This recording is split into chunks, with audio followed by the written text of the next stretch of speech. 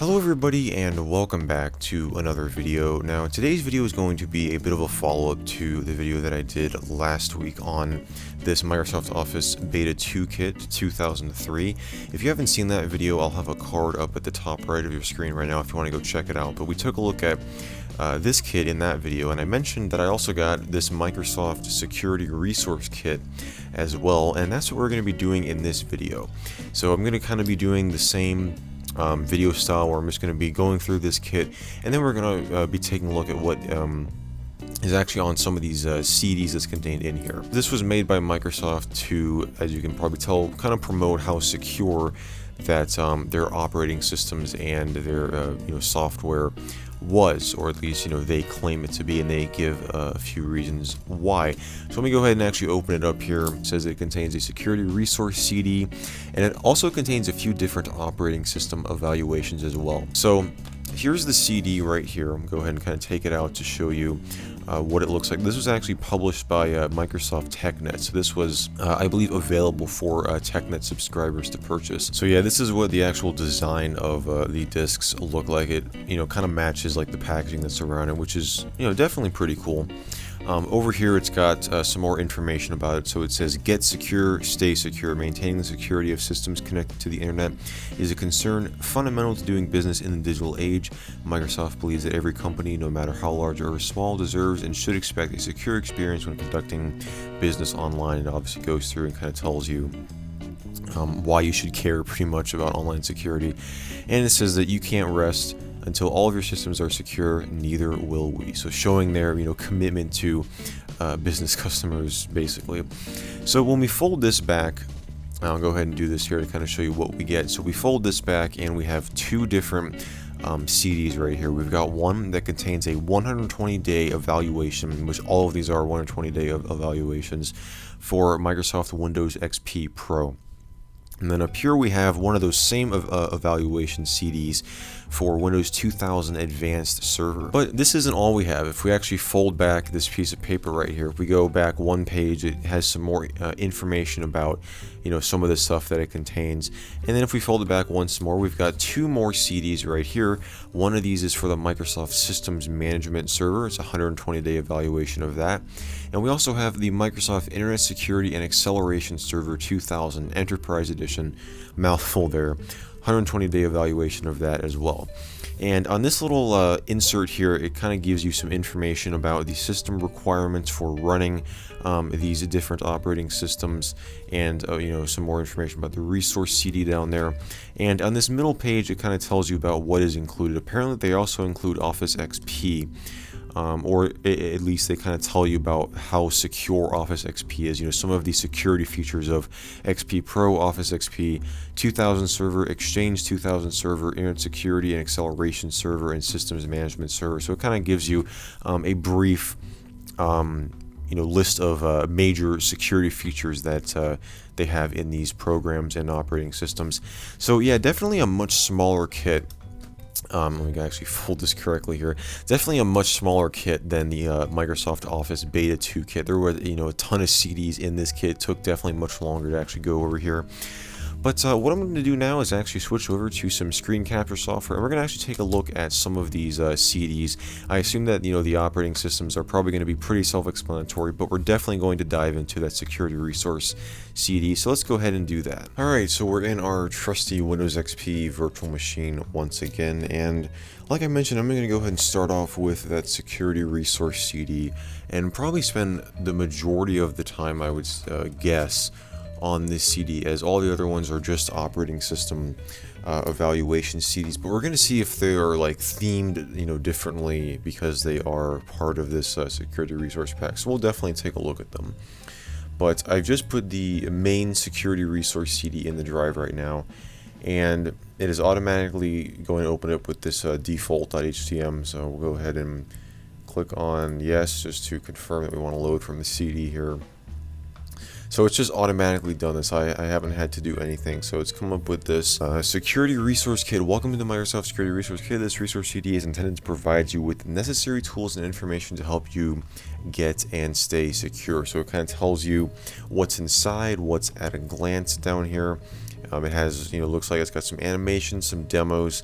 So let's go ahead over here and let's just start with initiatives. So we have a Trustworthy Computing white paper. So let's go ahead and take a look at that. So this is a whole, article. Basically, it's actually kind of a pretty long article talking about Trustworthy Computing. It's written by Craig Mundy, the Senior Vice President and CTO of Advanced Strategies and Policy. And these other people down here, and it says Microsoft Corporation right here, Microsoft White Paper, May 2002. So this was published in January 2002. I'm not going to read this entire thing. Yeah, there's a lot to read here, so I'm not going to read this entire thing, but I may try to do like a dump of this HTML file online somewhere, so if you guys want to read it, you can. So yeah, we got some PowerPoint presentations here. There is definitely a lot of stuff on the CD, and just for time's sake, I'm probably going to briefly go over everything and not really spend too much time diving into like every specific detail of all this stuff on here, just so that we can cover everything in a reasonably long video. So yeah, there's a lot of PowerPoint presentations in here. Again, that link to the Microsoft security website, which is still up, but it just redirects to obviously a much newer website. So under resources here, we have a few very useful tools that an IT administrator would probably want to have in their arsenal. We've got links, well, first of all, if you have a phone number to the Microsoft PC Safety Hotline, that you can get free virus-related Microsoft support through our toll-free support hotline. We also have links to the Microsoft security site, Microsoft TechNet, security alert notification, and even a link to the Windows Update website. Down here we do have some more presentations as well. And when we get into tools here, this is where this actually gets very interesting, and this I actually may do a separate video on because it sounds really cool to me, and that is the software update services. Microsoft Software Update Services builds on the success of the Windows Update technologies by providing an automated solution for managing and distributing critical window patches that resolve known security vulnerabilities. Currently, IT administrators must continually monitor the Microsoft security website for updated patches and then manually download, test, and distribute these patches using traditional software distribution tools. Providing both client and server-side components, Software Update Services runs on the Windows 2000 and Windows.NET server families, and it can service clients the following operating systems. This demo will provide you with a high-level view of the core capabilities of Software Update Services. Currently, Bob, the IT administrator for A-Datum Corporation, must manually check for security updates daily via the Internet. Responsible for 1,000 desktops and 50 servers, it is critical that he download and then test each update prior to distribution to the entire organization. Once tested, Bob must then use traditional distribution software to download to desktops and servers. With Software Update Services, Bob gains the ability to test and automatically distribute these security updates. Bob employs Software Update Services web-based administration to sync content and approve updates he has tested for distribution on his network. Downloaded to Bob's server running Software Update Services, Bob has all the tools to test and manage updates. After testing and approving the update, Bob then determines when approved updates are to be installed, perhaps after hours, and which computers on the network are authorized to download and install updates. Client configuration is enabled via group policy. So yeah, we're not going to sit here and watch the whole video, but so this could definitely be a really cool idea for a video where I just kind of, experiment with the software, see if it, will actually work, and kind of set up a little, local area network with some older computers, some XP based computers that I have, and try and actually get this stuff to work. So this is definitely really cool. Be sure to let me know if you guys want to see that. But yeah, so we've got the software update services download links. Let's see if these links even work. Let's see if we can actually still download this, because if we can't download this, then I'm not going to be able to do the video on it. Wow, it's actually, yeah, so it's stored on the disk. Okay, so yeah, we're gonna definitely do something on that. And we also have a bunch of different updates right here, so like XP Service Pack 1, 2000 Service Pack 3. So, a good list of tools that would be very useful to an IT administrator. And then we have a list of a bunch of news groups here. So let's just go ahead and check out the general of this. Do you think this is actually going to work? Let's see if we can open this up. So sure. we'll go ahead and, yeah, would you like to subscribe? Yes. So I don't believe that this is an active news group anymore. I don't even really think that like these older news groups work in this super old version of Outlook Express. But yeah, I mean, there you have it. So there is, you know, obviously back in like 2002, you know, these news groups would be regularly updated by people. So there would actually be some content in here, but it's just not the case right now. Under demos, we have a few, which these are probably going to be just like videos like that software update service video was, kind of just telling you about, you know, specific tools. Click on a topic to see an animation about it. When it is finished, you will return to Let's this do menu. SSL very To quickly. increase web application security, the Windows Server family supports the Secure Sockets Layer, or SSL, encryption of web servers. So yeah, it's just a bunch of videos talking about these specific features. So we've got a network security animation, Microsoft application security, desktop security. So definitely some you know, really cool stuff in here. Under desktop, we've got two different links to Windows XP and Office XP, and this is probably just going to specifically focus on the security features in Windows XP and in Office XP. If we go down here, so we've got a document safety document right here. We'll go ahead and open that up. So this actually appears to be another white paper. So it's a very long and detailed document here, which we can see is 36 pages long. Copyright 2001. It actually opened up in the Word viewer in Internet Explorer here, so it's not actually opening in the full Microsoft Word, which is kind of interesting. So yeah, we've got that right here. We've got, you know, some more white papers right here, another one of those demos. So let's move on to infrastructure here, and I assume, as you know, the name suggests, this is probably going to talk about the infrastructure and the security aspects of that in Windows 2000 and all these other services. So let's just start off with Windows 2000 here. And so it looks like we have some more white papers. I guess this is all just long documents. Let's try out Windows 2000 public key infrastructure. So we'll go ahead and open this one up. And yeah, so this is going to talk about Windows. Let me get out of this here. Windows 2000 server. This is another very long white paper here. So as I said, I'm not really going to spend too much time on all these, you know, very long documents because it would just make this video super long. So I assume in 2000, let's go to Exchange here. So we've got a virus protection for messaging. This is actually going to open up a Microsoft TechNet web page, which I believe is probably going to be down. Yeah, and yeah, so let's just go ahead and move on to developers here. And last but not least, we have a Msdn security issues for developers link, which is going to take you to a link that appears to be, or IE can't display the web page for whatever reason, which is kind of odd. But yeah, we've got Microsoft Developer Network security issues for developers. So there you have it. That is the very first CD, but we're not done yet because we are going to take a look at some of those operating system trials. And the main thing that I'm interested in seeing is if that these CDs, you know, the installers or anything like that, if they're going to be themed a little bit differently because they are part of the security resource kit. I'm sure we've all seen the Windows XP like how the CD interface looks and what the installation process is like. And while we're not going to be installing this, I just want to see if what happens before we actually reboot to install looks any different. So let's go ahead and just close out of this window right here. We'll close all tabs and we'll open up this drive here, and I'm going to put in the Windows XP Pro 120-day trial. And all these disks do seem to be in very good shape. They don't seem to have many scratches on the back, so they were probably taken you know, pretty decent care of at least. So let's see if this Windows XP disk does anything different than a retail one, and it looks like it's not really going to do any of that. So it's coming up with the same generic XP installer here.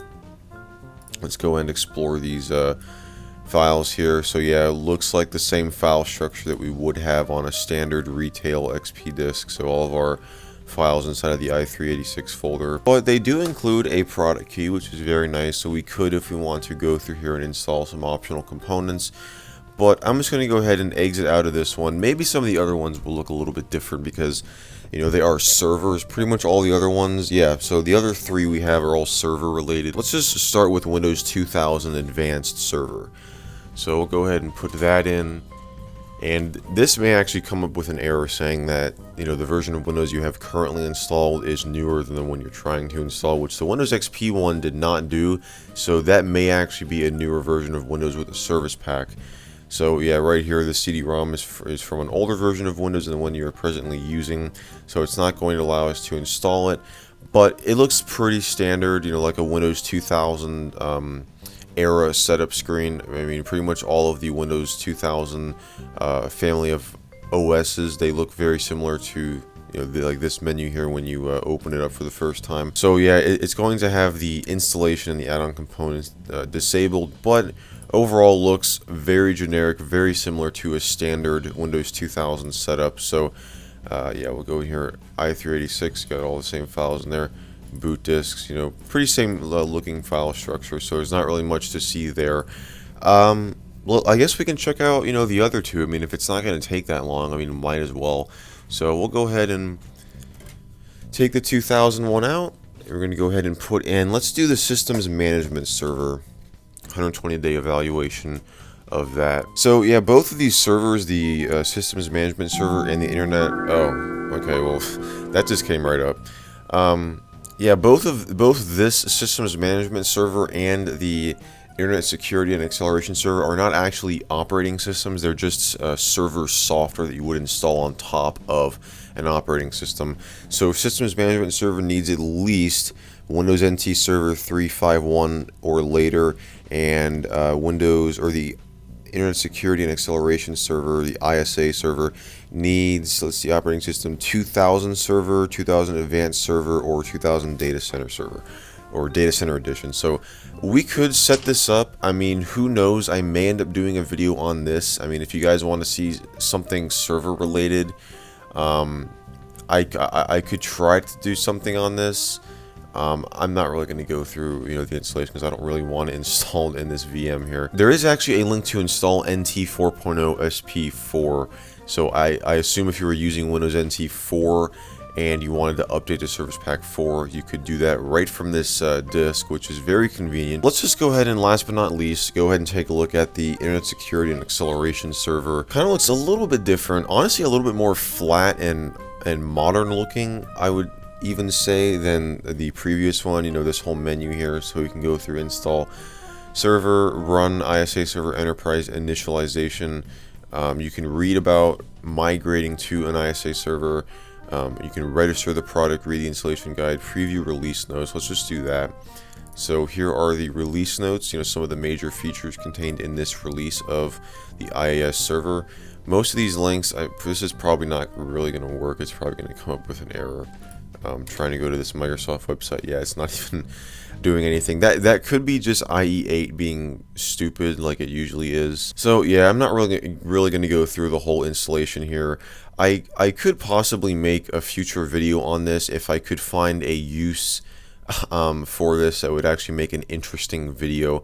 But the software management, or whatever it was called, the software update services, that if I can get that to work, that would be a very cool video that I'm sure you guys would be interested in seeing. But be sure to, again, let me know if you want to see something like that, you know, where I get a bunch of different systems together, network them up, and try to actually distribute updates to them through a server running that piece of software. I think that would be a pretty cool video. But for now, I would say that is going to go ahead and wrap it up for today's video. I hope that you guys enjoyed it. If you did, definitely be sure to give this video a thumbs up. Be sure to get subscribed and turn on notifications if you haven't already, to get notified whenever I upload new videos on this channel, which I do every week. And as always, guys, I just want to thank you so much for watching, and I will see you in the next video.